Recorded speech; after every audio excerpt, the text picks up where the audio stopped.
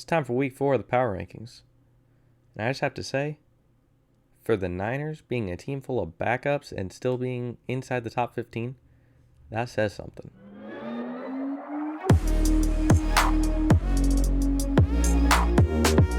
Week 4 of the NFL is already upon us. It's been a pretty crazy year so far. The Bears are still 3-0. What the heck is going on there? But, yeah, pretty excited to get into week 4 of the power rankings. Let's do it. Before we get into the rest of the video, there's a stat on YouTube says that about 87.6% of you guys are not subscribed. So if that's you, make sure to hit that subscribe button. And without further ado, let's get into the rest of the video. All right, starting it off at number 1. They were number 2 last week. We have the Kansas City Chiefs coming off a dub to the Ravens, bumped them up above the Ravens. And, yeah, they beat them good. Like, I was surprised. I personally thought the Ravens were going to win. But the way the Chiefs beat them, the Chiefs are just the dominant team, and there's no doubt. Next, we have Aaron Rodgers and the Green Bay Packers taking the number 2 seed instead of number 4. Aaron Rodgers is playing like a beast. Like, this probably his best season in a while. I haven't kept up with Aaron Rodgers. I don't know what his past seasons are like, but from what I've seen, this is his best year yet. Russell Wilson and the Seahawks. Their defense is a little bit injured, but the Seahawks are the Seahawks. They're playing well. Russell Wilson playing like a beast. Tyler Lockett, DK Metcalf. They're just a beast team. Dropping all the way down to number 4, we have the Baltimore Ravens. Now, a lot of people would probably bump them down a little more, but I still think they're a dominant team. They played against an even more dominant team and lost, but I still think they're inside the top 4. So we got the Ravens, Lamar Jackson, always going to be a cheat code. So, yeah.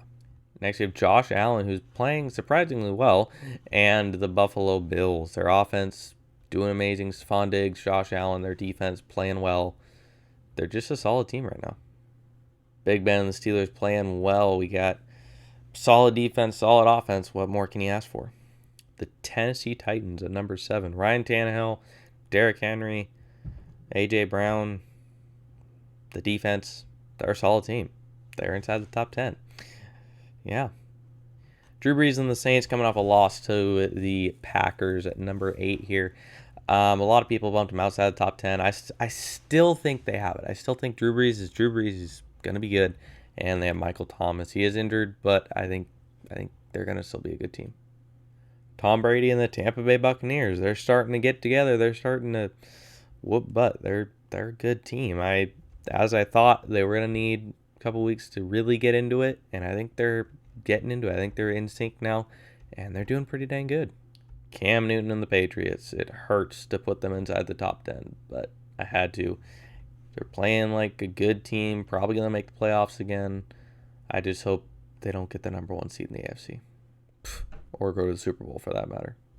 Jared Goff and the LA Rams. They are playing almost back to their Super Bowl potential. Back when they went a couple years ago, they're playing like a really good team. So we'll see if that lasts, see if they can keep it up. If they can, I can see success. I can see them being a contender. Phillip Rivers and the Indianapolis Colts. Playing like a good team. Dropping down a seed just because other people are moving around them. But, yeah, I'm excited to keep seeing this team. I hope that they can play even better as the weeks go on. Kyler Murray and the Cardinals coming outside the top 10, losing to the Lions. This is still a team that I think will make the playoffs, but yeah, losing to the Lions was something that you just can't do. At number 14, we have the 49ers, the team of backups, basically. Nick Mullins playing almost at the same level with Jimmy G. So I think we're still in contention here. I think we can get our players back, most of them. And we'll be in playoff. We'll be in the playoffs. I almost guarantee it. Cowboys, number 15, coming off a sneaky win to the Falcons. They're the Cowboys. They're going to be the top of their division. Yeah, that's pretty much it. Number 16, the Bears. Scary team. Just brought in Nick Foles, taking the dub, and this team might actually be good. I didn't think they would be, but they might actually be good. The Las Vegas Raiders.